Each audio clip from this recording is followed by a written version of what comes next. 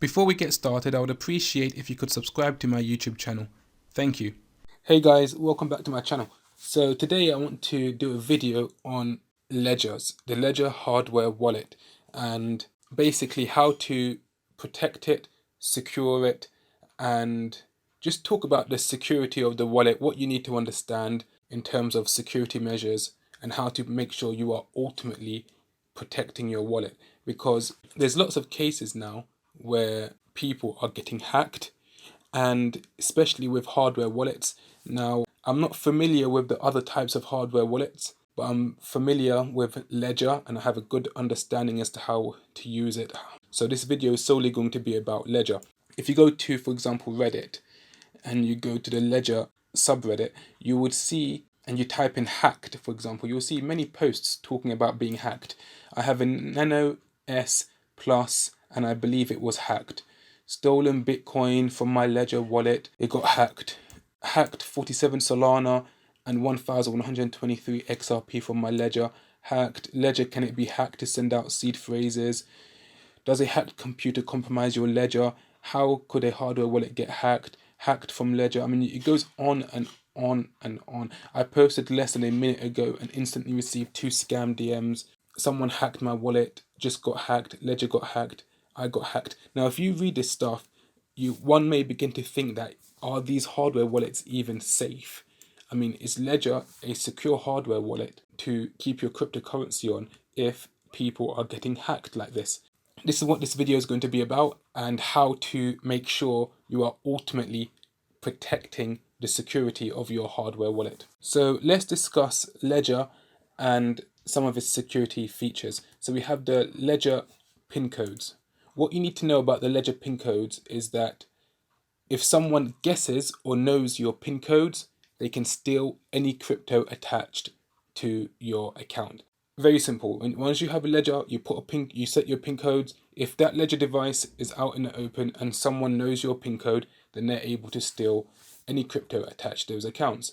Now, 3 wrong pin code attempts would lead to the Ledger resetting itself to factory settings, which would require you then to add your 24-word passphrase in order to recover your accounts. And we're going to talk more about the 24-word passphrase. So that's how you reset your Ledger. By getting the pin code wrong 3 times, it would reset back to factory settings, and then to recover your accounts, you would need to know your 24-word passphrase. Now, you can attach 2 pin codes to your Ledger at a time, one connecting you to your 24th word passphrase backed accounts, and the other connecting you to your 25th word passphrase backed accounts. Now, this is more for advanced users, so if you're not an advanced user and you just bought a Ledger and you're still working out how to use it, how to operate it, then I won't worry about a 25th word passphrase. I'll just focus on understanding the importance of your 24-word passphrase, how to protect it, and what it's used for, and how to then use a Ledger with Ledger Live and so on. Once you understand that and you're familiar with the device, if you want an extra layer of security, then you can learn how to create a 25th word passphrase, which is basically creating sub-accounts of your 24-word passphrase. And those sub-accounts would give you extra security. So you can imagine your 24-word passphrase as a dummy account. So if someone managed to find your 24-word passphrase, they access it, but then they don't actually steal your crypto, because you got the majority of your crypto stored under 25th word passphrases. And that's where you keep the majority of your holdings. So unless they know your 25th word, which they have to add on to your 24 words, then they can steal your vault of your crypto, should I say. I've done a video on this, on how to create a 25th word passphrase. If you're familiar with Ledger and you want to go into it, check out that video. So protecting your 24-word passphrase, this is extremely important. And I would go out there and say most of the people that are getting hacked with Ledgers are probably in one way or another not protecting their 24-word passphrase. And they may not realize the mistakes that they're making and how they're compromising it, because they may not realize how important it really is to protect it. Little mistakes could lead to your passphrase getting out there, and it could lead to your crypto being stolen. So I would say most hacks are literally as a result of people not protecting their 24-word passphrase properly. So, firstly, rule number one, your 24-word passphrase should only ever be generated by the ledger device itself. If you buy a ledger and it comes with a pre-written out 24-word passphrase, then it's a scam. The 24-word passphrase, once you buy a ledger and you connect it to Ledger Live and they authenticate the device and they recognize the hardware and so on, and then you generate your 24-word passphrase, it comes from the physical Ledger device. That's where your 24-word passphrase should only be generated from, nothing else. Never put it anywhere online at all. And I literally mean anywhere. Never put your 24-word passphrase on the internet. Never put it into any other wallet. Don't put your 24-word passphrase into MetaMask. Don't put your 24-word passphrase into any web wallets, hot wallets, into any extension wallets, into any mobile wallets, into Ledger Live. Ledger Live, if you are downloading it from the Ledger website itself, would never ask you for your 24-word passphrase. But there are many phishing scam versions of Ledger Live out there, which looks like Ledger Live on the outside. It looks like you're probably downloading it from the official website because they've got a slight deviation in the name, which people don't notice. And then they download this software and it tells them to put their 24-word passphrase in it. People do it, and then you know what happens next. So anything that tells you or requests that you to put your 24-word passphrase in the wallet, don't ever do it. Never put it online. Never put it in any other wallet. The only place you put your 24-word passphrase in is in your offline physical hardware wallet. And those two simple rules would actually save you from a lot of hacks, to be honest. Never share it with anyone you don't trust or know, because sharing your 24-word passphrase with anyone enables that individual to potentially steal your crypto if they choose to. That's why you don't share it with anyone you don't trust or know. Never lose it, or you can potentially lose all your crypto, especially if you forget your ledger pin code. So if you lose your 24-word passphrase and you also forgot your ledger pin code, then that's it. Unless you remember your pin code or you manage to find your passphrase, you pretty much have lost access to your crypto.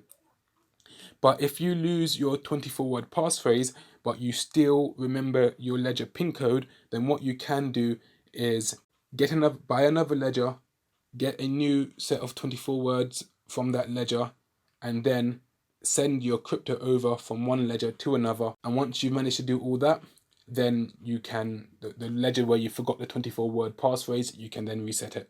So never screenshot your 24-word passphrase and save it on your phone, email, or over the internet. That's basically the same as putting it online. So people do that a lot. They see their 24-word passphrase. They know they have to memorize it. So what they do, or they know they have to not memorize it, but keep it safe. You can memorize it if you want. But what they do, they take a picture of it with their phone. They screenshot it, and then they save that screenshot in the cloud. They put it in their email by sending it to themselves, or they store it in their phone, or they have it over the internet in some way or form, or they send it to themselves probably via WhatsApp. I don't know. I mean, I just don't screenshot your 24-word passphrase, because if your phone is compromised, when you put it in the cloud, don't you think the employees, whoever can have access to those hard drives, and they can see your 24-word passphrase, whether it's Google Cloud, Dropbox? Of course they can. And your email as well. You are basically making it very easy for people to steal your crypto, have access to your crypto when you do stuff like that. Your 24 words should always, always, always be offline. Never type it into your phone or computer. The reason why you don't do that, because if your computer is infected with a keylogger because you accidentally downloaded one, or one was accidentally installed onto your computer from visiting a weird site and clicking on random links that led to something being downloaded in the background, like a keylogger software, and then you type in your 24-word passphrase on that computer, and someone knows what crypto is and they see 24 words, then that's it. Your crypto's gone. And don't do it into your phone either, because you'll be surprised. Maybe your phone's compromised with some of the apps you have. So the only place your 24-word passphrase should be is on a pen and paper. Write it down and you keep it safe. So don't put it online. Don't put it on the computer. And never expose them to cameras from your laptop, phone, etc. So you got to be paranoid here. You write it down on a piece of paper, but then you have your laptop camera facing the card while you're doing it. You don't know if your laptop's camera's being infiltrated or compromised as well. So just don't do that. You need to be extra vigilant. You need to be cautious and wary of everything when you're dealing with your 24-word passphrase. Because if you're investing in crypto, you potentially stand to gain a lot of money over the years. It would be devastating to one day wake up and to see your funds sucked out of your wallet like that and you don't know what happened. So be very careful and protect your 24-word passphrase at all costs. So protect them like your crypto portfolio depends on it. Do you understand? Protect your 24-word passphrase literally like your crypto portfolio depends on it. So creating a 25th word for extra security, what you need to know. So these are for the people that want to create a 25th word for that extra layer or that extra level of security. And this is what you need to know. Now, what I will say is that if you're going to create a 25th word, like I said before, is for advanced users. But what you would do is you won't write down the 25th word on anything. Just have it something that you remember and that you're not going to forget. So you keep your 24-word passphrase safe, but you've memorized the 25th word. And you can create multiple sub accounts. So you can have multiple 25th words. It's up to you. You can have one 25th word and store a bunch of crypto on it, or you can have another 25th word and store a bunch of crypto on it. There's unlimited amount of 25th words you can have that you can attach to your 24 word. But I will say remember the 25th words. And so if your passphrase, your 24-word passphrase has ever becomes compromised, then your 25th word is also not on the paper as well, because that defeats the purpose. The whole idea is that it's the 25th word is like that second layer of defense. So if you've compromised your 24-word passphrase, you still got that second layer of defense where your crypto is protected, unless that person or individual knows your 25th word. So memorize it and don't write it down on a piece of paper next to your 24-word passphrase. So if it ever becomes compromised, then the 25th word is basically pointless. So don't forget your 25th word, otherwise all of your crypto protected by it would be lost. The same as your 24-word passphrase. If you forget that, your crypto will be lost. And if you have a 25th word as well that you've stored crypto behind, if you forget your 25th word, then all your crypto protected by it would be lost. So don't forget your passphrase or your 25th words. Now you can have multiple 25th words, and that can be created to create multiple sub accounts off of your main account, i.e. your 24-word passphrase. Now the 25th word provides that extra layer of security in case your 24-word passphrase is ever compromised.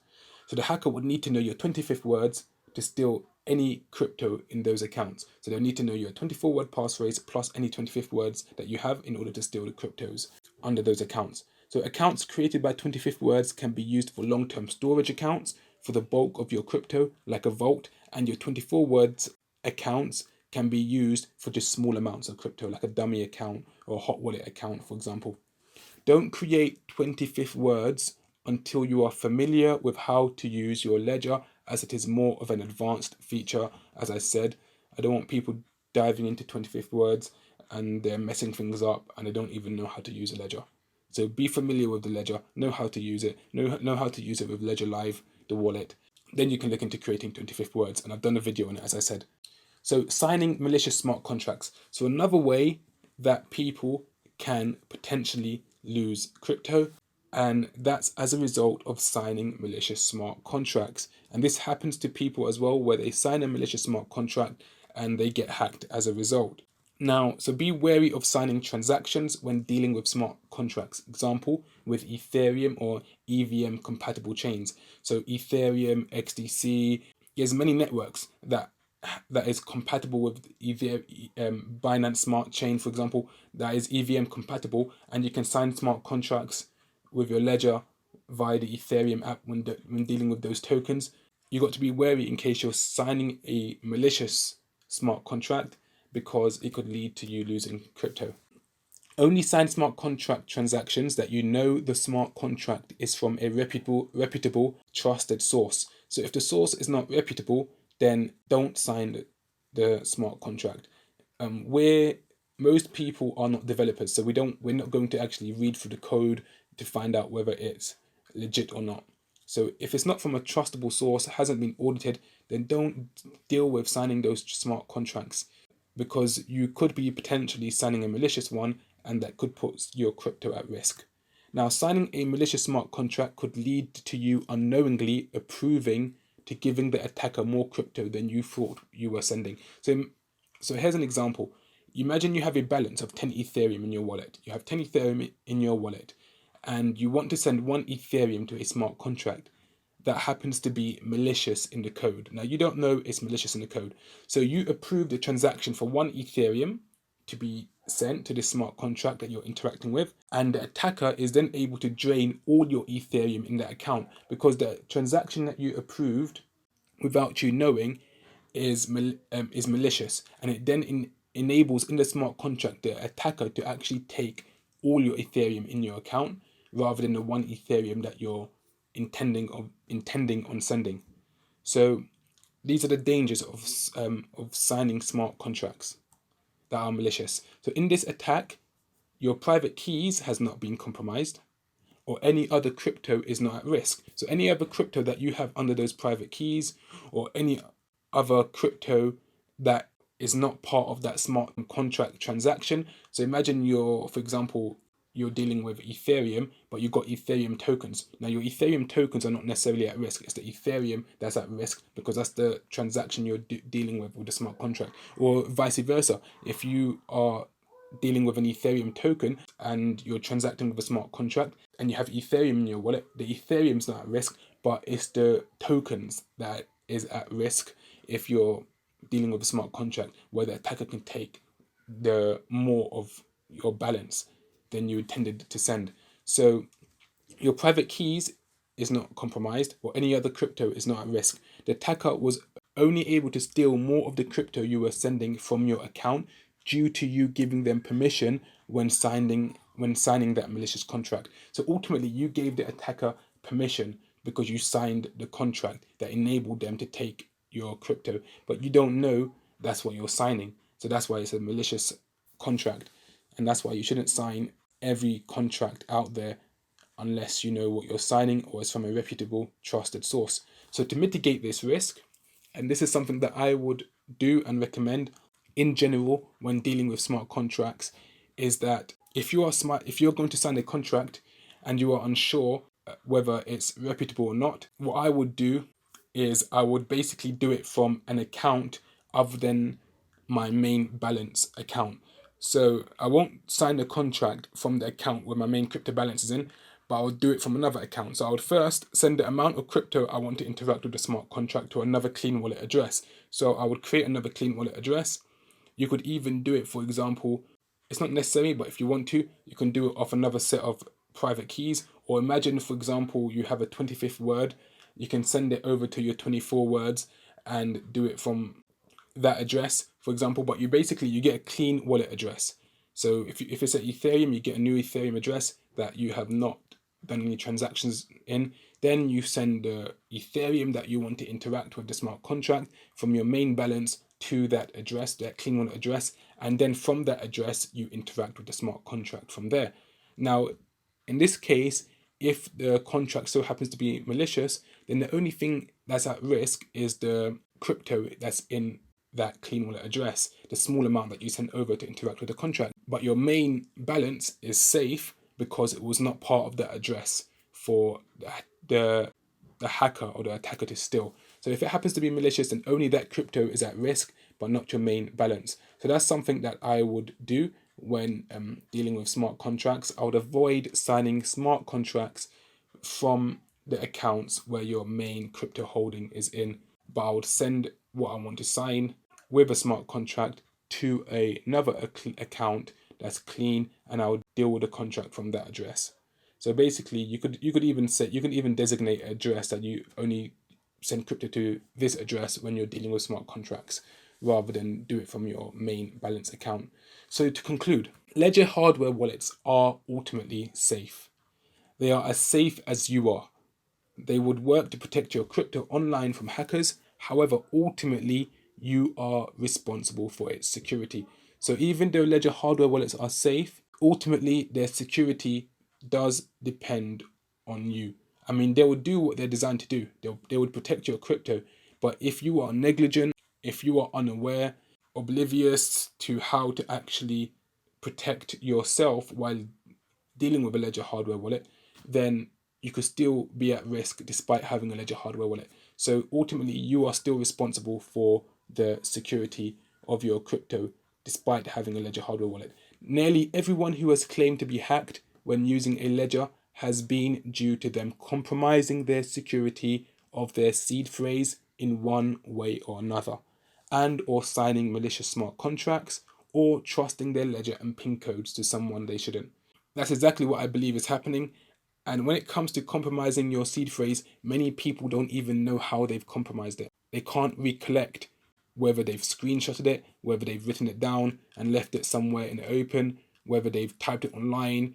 They just can't recollect. Remember, a hacker may not steal your crypto straight away. You may have compromised your wallet in the beginning of the year, and the hacker is patiently waiting until you fill up your wallet before he actually steals your crypto. Because once they make that move to steal your crypto, then their opportunity to gain more from you is gone. So they may literally wait, okay, for 8, 9, 10 months, a year to see you fill up your crypto wallet before they actually attack from a compromisation that you've done like 8 months ago, 7 months ago. So you don't remember how you've compromised your wallet when it happens. So this is something to be aware of, and ultimately you are responsible for your security of your ledger. So if Ledger itself had a security issue that compromised your private keys, then there would literally not just be random odd cases of people being hacked, rather there would be millions of people complaining, because millions of ledgers have already been sold worldwide. So there would literally be millions of people coming forward saying they've been hacked. It would be like hundreds of thousands of people if Ledger, the device itself, had a security flaw. This is how you know that the security issue is not from Ledger itself, but it's coming from the individual having made a mistake somewhere, from compromising their ledger seed phrase, signing a malicious contract, and just they don't have good security practices. So personally, I think for security and an extra peace of mind, hardware wallets like ledgers are a must-have, as they are safer than storing crypto on exchanges, online wallets, mobile wallets, etc. They are ultimately the safest way to store crypto, having it in a hardware wallet, which is offline, where your keys never go online, even as you interact with the hardware wallet connected to your computer. But you still need to know how to protect your ledger correctly, and you need to know how to protect your ledger correctly because ultimately you are responsible for its security in order for it to function and do its job, which is securing your crypto while you're connected to the computer. Don't forget to like, subscribe and hit the bell notification icon so as to not miss my next video. Take care and goodbye.